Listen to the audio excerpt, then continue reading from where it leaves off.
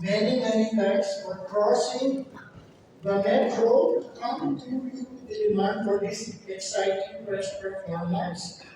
Number two, as a special gift, please come and see us later there because we have some surprise students for you. Don't miss that. Okay? So, come on. Our PAs are here already with their microphones. Meron ba? Okay, let's do it. Boom! Good evening po, Tenorio Philippines. Para kay BJ, sa mga panakit, gaano ka nasaktan o naligayahan sa paggawa ng tatlong tula? How joyful, how painful is the process for you? Okay. Mapanakit kasi masyadong marami yung pinagdaanan namin para maibigay namin tundulan ito sa inyo. Anyway, just to give all of you an idea, we are the Binyan Youth Performance Council. 20 years na po community theater sa Binyan. And then, after some time, parang naisip namin na parang we have to be self-sustaining. So we are very much supported by our LGU, napaka-supportive.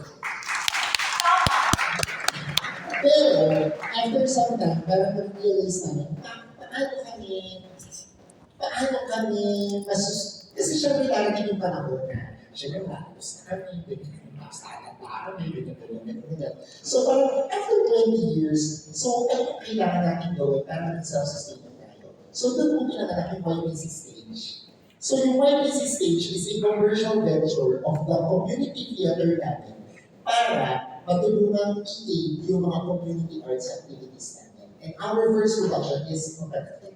So, yun, that's the first. And second is, we wanted to introduce regional talents from Binyan sa Metro Manila stage, and hoping that through this movement, makapag-open siya ng many doors sa mga community theaters sa kung saan lugar para maka-cross over din sa Manila stage. So to answer your question, gano'n ko nasaktahan, gano'n ko maligaya ko yung puso ko. Kasi hindi ko kayong lahat. Maligaya ko ang puso ko kasi marami kami mga artista na kumongo sa amin at sumusuporta sa amin. Maligaya ko ang puso namin sa napakarami kong tumutulong at sumusuporta sa amin. Yung masakit kasi iba-iba po yung degree ng sakit, di ba? May sakit na masaya, ganyan. Masakit kasi ang hirap-hirap ng production ngayon. Pero, kagaya ng mga pag-ibig na nakita niyo dito sa entabladong ito, minsan yung sakit nag-turn siya into something really fruitful and something that is really hopeful na sana, pagkatapos ng lahat ng sakit, makakita tayo ng rainbow and hope for the future of community theaters all over the Philippines. That through your support, through your attendance, and through your help, sana makakita pa tayo ng mas maraming gantang Vipanos, Coco Santos, Ross Visitan. So, para lang din po sa kaalaman ng bawat isa, so ito pong apat na artista dito, sila po yung mga professional actors natin kasama. Pero yung tatlo pong ito, raise your hand, children. Mga talagang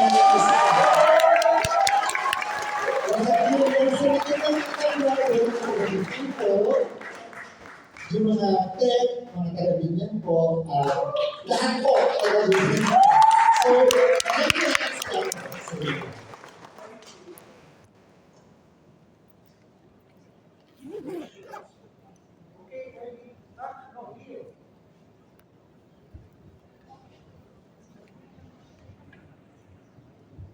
Hi, definitely with Yala from Holy Adam Beach. I have two questions. So first is, meron pa bang mas isasakit sa mga sinulat ni LJ? Ano paano natin napili yung tatlong baseball? Yes. Una, wala po si LG ngayon kasi bukas po siya kasi we are closing PNF people. So, yun, masaya rin yung si regional movement din po yan. Kaya bukas pa si LG. May isasakit mo po ba? Hindi ko alam kay LG kung may isasakit po.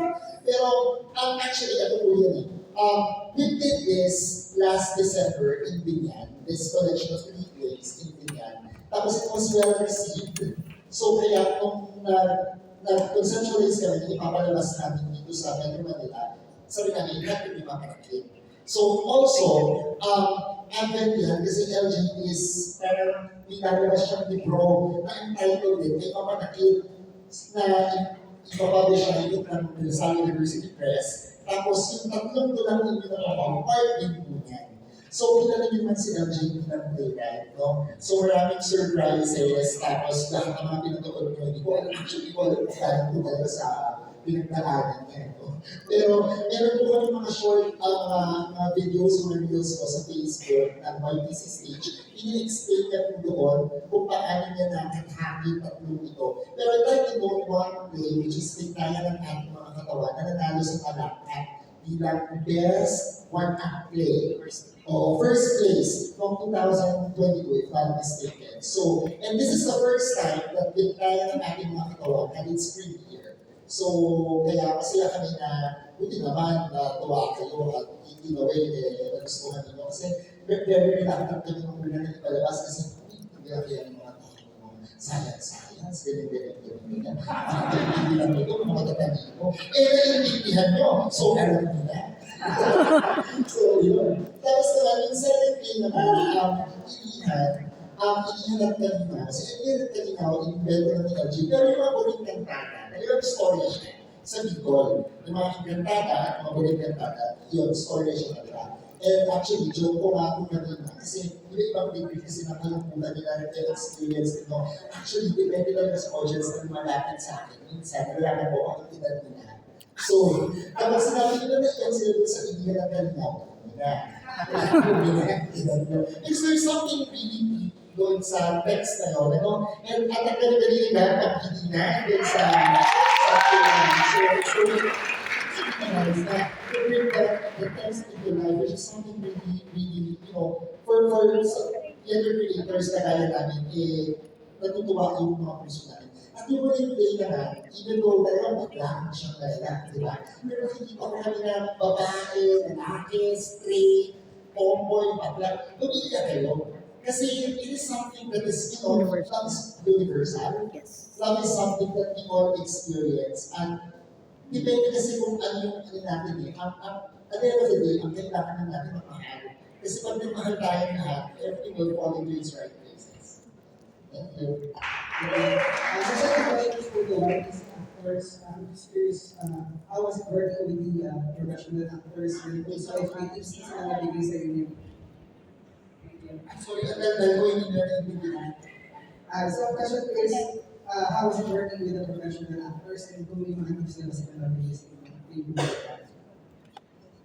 Sa akin po, it's a very, I'm very proud po ng work si Sir Ross. And yes naman po, marami po akong tutunan kay Sir Ross. Nakapara po. Kapag po every after run namin, magbibigay po siya ng tips sa akin, ano po dapat po gawin, paano po may deliver to. And you know naman po, Sir Ross, ano siya, sure siya ng acting, meister, gano'n. So, tinuro niya po sa akin yun. And very grateful po ako for that opportunity na mag-grow pa po ako here and learn more while doing what I love.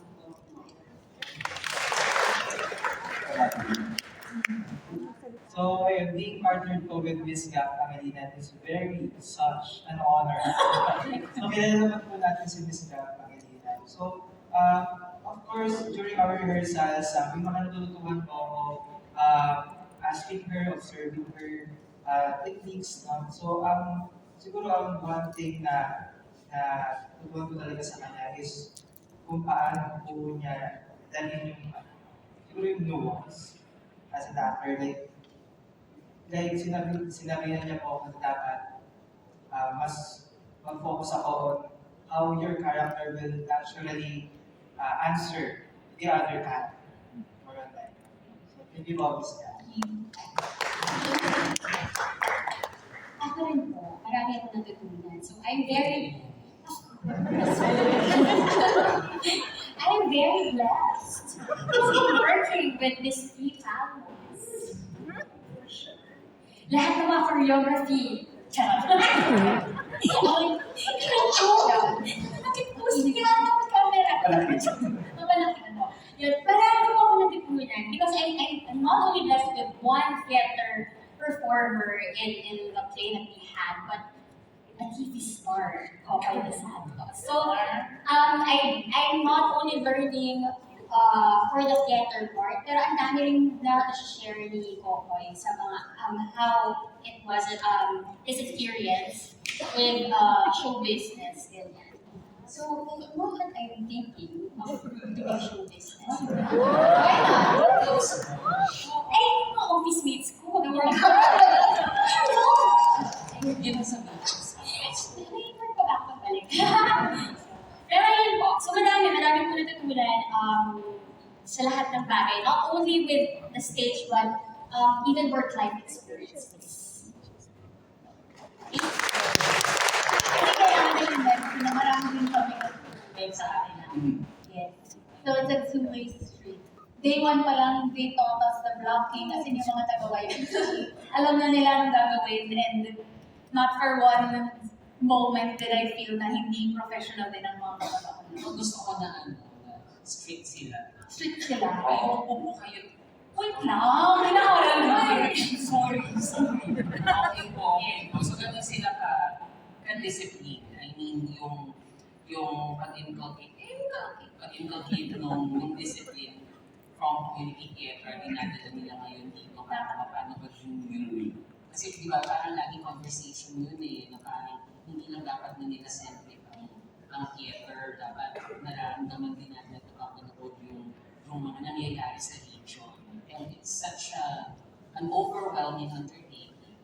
So, ang saya, and I think it's not just a blessing for YPC, but also it's a blessing for the theater community here in Manila na nagpunta dito yung ganyan. Pero I think nasabi ko na rin na parang theater making is theater making anywhere. Community theater is just a label. Manila-centric theater is just a label. But making theater, you can do it anywhere. And us coming together is just us people making theater. And I think that's wonderful. This is yung YPC stage po, the idea of blending the bigger actors, the professional actors, ay isang lesson na natutunan ko dito ni Mabesa, National Artist Studio Mabesa, who I consider to be my mentor. Pero tula ang hindi po ako kami dalawang ni Ross, tula ang hindi po kami. Kasi noon, mga bata pa lang kami, mga estudyante pa lang kami ng theater, parang nakikipag-trabaho. Then this is Tula TV. Parang we get to work with professional actors already. Kasi parang gusto ni Professor Mabesa, parang dapat kami na, trabaho sa ganyan, parang paglalas mo dito, alam mo na. So yung idea, yun yung idea ng YPC. Okay, kapag ito is not just the first, but start of many more plays, na ganun yung gagawin po natin. So, Questions? No problem. Medyo kapit-bakit tayo. Opinion ka kabuyaw ko. Wala kang ganito sa minyan. Wala kang ganito sa kabuyaw. Wait lang.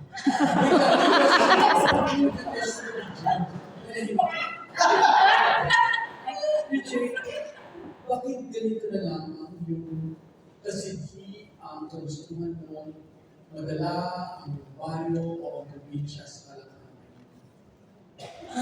Napakahirap sagutin ng tanong, pero hindi ko alam. Pero I think it really started with yung pag-inculcate sa amin ng disiplina ng teatro. Kasi lahat kami dito ay mga buhay kami mga katibuo na parang when we build theater, nabago yung buhay namin. Yung maraming nagtulong sa amin na disiplina and all.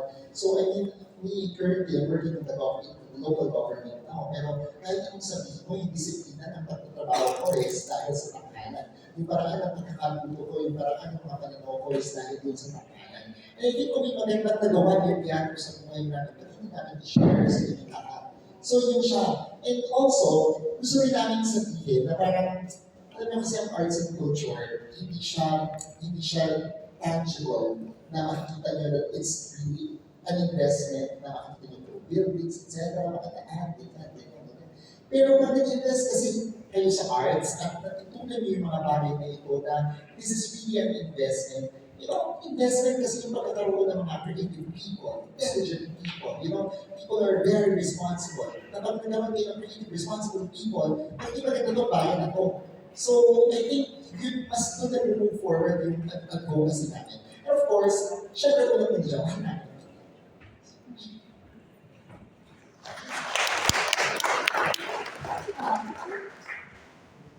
Nakakatawa ko sa syempre. Wait, thank you so much, kaibigan ko sa Association of Tourism Officers of the Philippines. Hello, team@convenience.com. My question is for the director. Kita po ba? Obviously, Mapanatiko is very promoted or corroborated with love. As a director, how intentionally was selected this type of concept? Sorry. How intentionally, Yeah. bakit ito yung pinili ko play? Wala masyado malalim na sagot yan. Kasi, ito talaga yung sagot dyan. Kasi every December, meron kami ginagawa sa ganyan ng pangalan, Delon Series yun. So, parang it's like PLF but not. Pero parang nagpapalabas kami ng mga Filipino short plays. Yun ang bibili kami ng platform para din sa mga emerging playwrights. So, yun yung ginagawa namin. Tapos, I did kasi Ninas for PLF. Ang talaga ko ng Ninas for PLF. Parang 2024, so mga junior, mga June.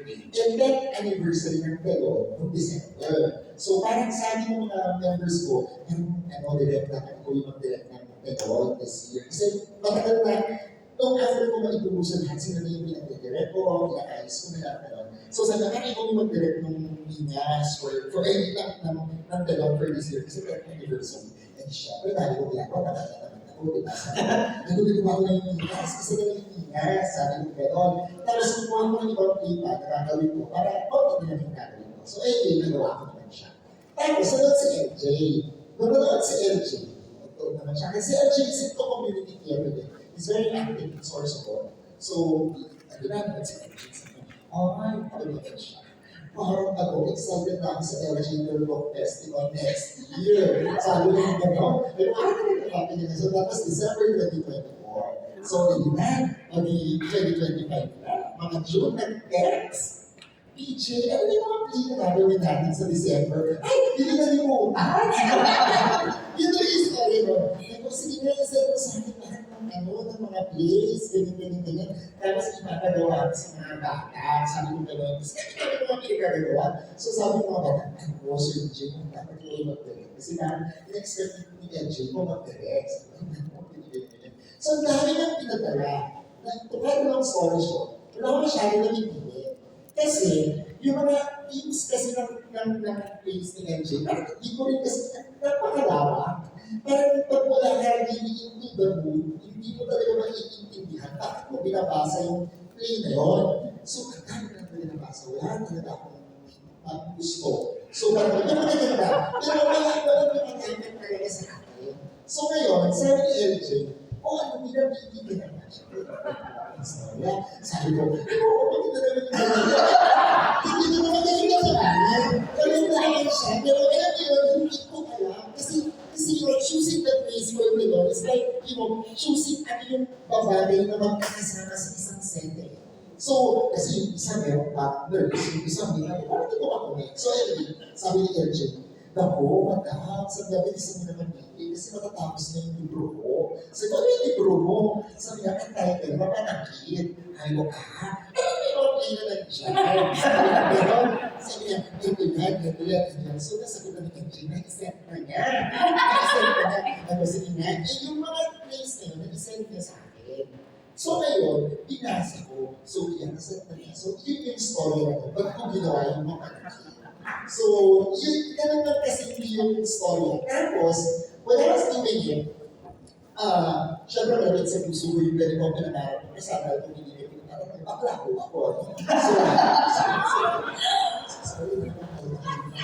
So, yun yung pinangarap siya sa puso ko. Yung hindi lang kanya, I really liked it. Because, nakakabulit niya, ganyan. Ang pinaka-may reservation ako sa linaya ng ating mga katawan. Kasi kung kumaliw nga siya, ano yun, sabi ko, hindi ko magaling na yung artist, ganyan.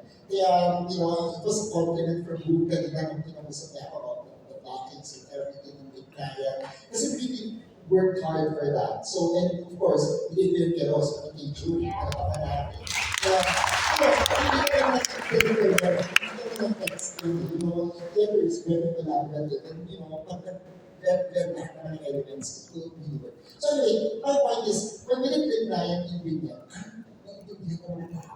So, parang, alam mo yun, so, hindi ko sa sarili sa kanila.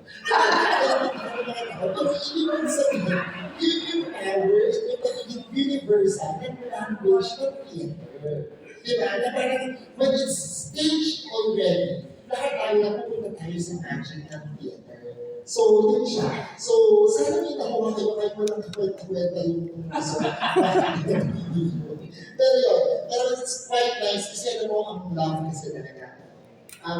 Hindi siya nalilumag, hindi siya ano, iba't iba lang yung degree, iba't iba lang yung paraan, iba't iba lang yung pagbibigay. Pero ang point lang namin doon, at ang gusto lang naman namin sabihin, mapalaki talagang magmahal. Bittersweet talagang magmahal. Pero it's really up to us that after, you know, experiencing all these things, dapat natulog tayo.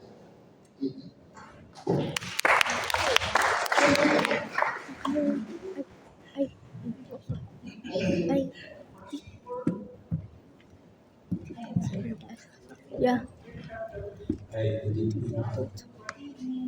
Ano accurate sa akin sa first, ay, joke lang yun. Kanina kasi nabanggit naman na ito, na-stage na siya noong December. Pero noong December kasi wala naman yung professional actors. So I would just like to know kung yung mga kasama nila ay nag-play ng role na iba doon sa December. Tapos ano yung difference? Tapos the other one I'm curious of is nasubukan na naman na iba yung sequence. Bakit nag-arrive sa ganito na mga pinag-iwan sa camera? So, parang hindi lang. Yung gumanap, yung mga gumanap na ganyan actors din, sila yung stage managers ngayon. So, kaya yung sinasabi nila na tinuruan ng blocking and all, kasi lahat na nasa likod, kabisado nila. Kabisado nila. Fun fact, Oo. yung kaway kanina na may hawak sa akin, siya yung nag-play ng inihan kay Danica. Oo. She's also the one right now, siya rin ang wardrobe and she was helping with costume, quick changes and stuff. Pero yung mga panahon na hindi ko ma-memorize, siya yung nabubulong sa akin. Ganon. Siya yung nabubulong kasi kahawak niya ako, tapos ay ako na pala ganon. So they are very much involved po lahat ng mga part ng December. At siya pa rin po sila sa likod. Sino ba kayo sa likod? Kayo kayo sa likod. Kayo kayo sa likod. Kayo kayo sa likod kahit pinalitag niyo yung pawin kanina. Sino din po yung nag-duel? Yung role ni Okoy. Sino din same role? Si Julie same role. So yun. Oo. Ganun.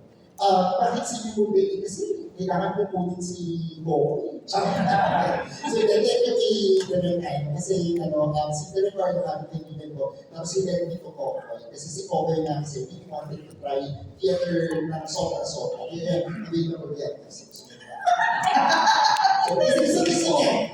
niya ng theater. So this is actually second play.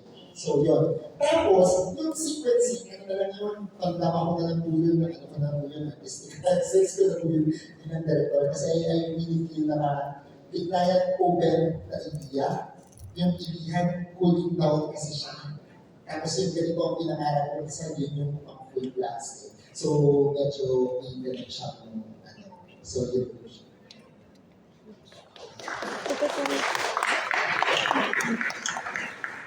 Hi po, good evening everyone. My name is Vito from Vito. So congratulations po. Just host mo. Thank you. And congratulations po sa inyo.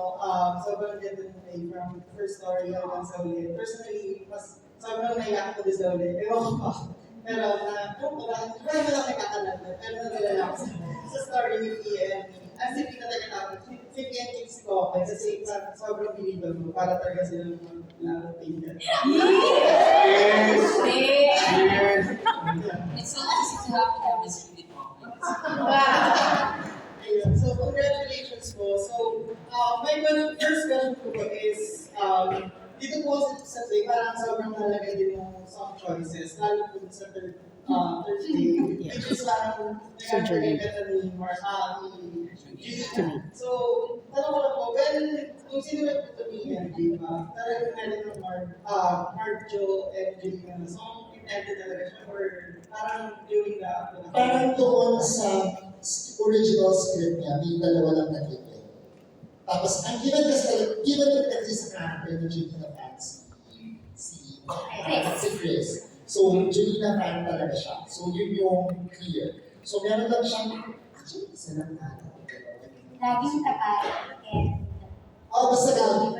Kasi si LJ, sabi niya, talagang fan siya ni Julie. Yes, Julie So, Julie fan siya. So, ito yung way of tribute sa kanya. Eh, nung dinagdagan ko, sabi ko, sige, good bless mo. So, nagdalaga na nagdalaga. So, yun naman. Yun ang naman. Kasi sa gitna yan din, nakasulat talaga yung... Actually, oo. Actually, away ko si LJ. Minsan. Kasi sabi ko, bakit may given? Sabi ko, gano'n. Yung kanta sa lignayan ng Teacher I Love You. Sir with love. Sir with love. Sir with love. Hindi naman isang ay, Teacher I Needed You. So, yun, nakasulat din siya doon. Siguro nagkaroon na relasyon si LJ dati sa teacher.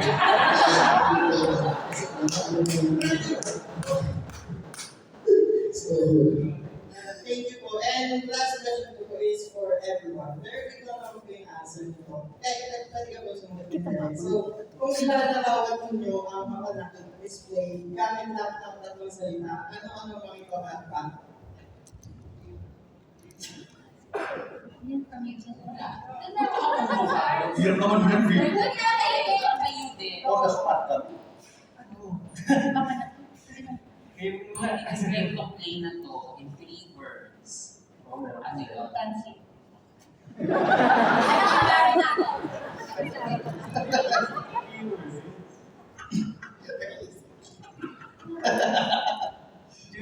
sige, ako muna. Ako na, ganun Siya yung nag-research eh. Beautifully breaks hearts. Ay, hirap sundan English. Ako yung line na lang ni Mr. Banao, dito na muna. Because my love is patient. How is the sound? O ano na? Ako na nga! Okay. 3 words. Described in 3 words. Hershey-May-Lihan, France. Naalala niyo kung sino siya? Ako na next. Sir Bacnacon, Noel, Kaligan ka to!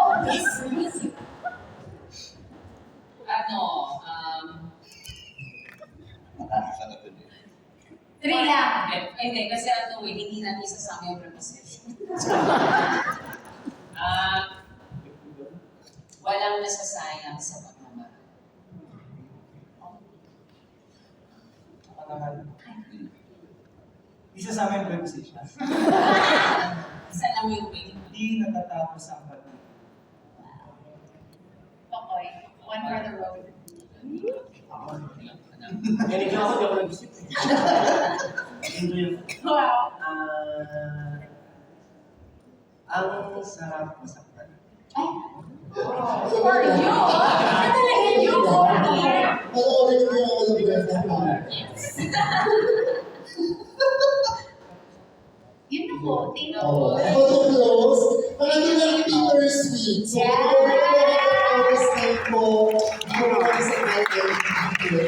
So, today is just our first show. So, hanggang always na okay. I will fix the protocol. So, maybe remove this chair.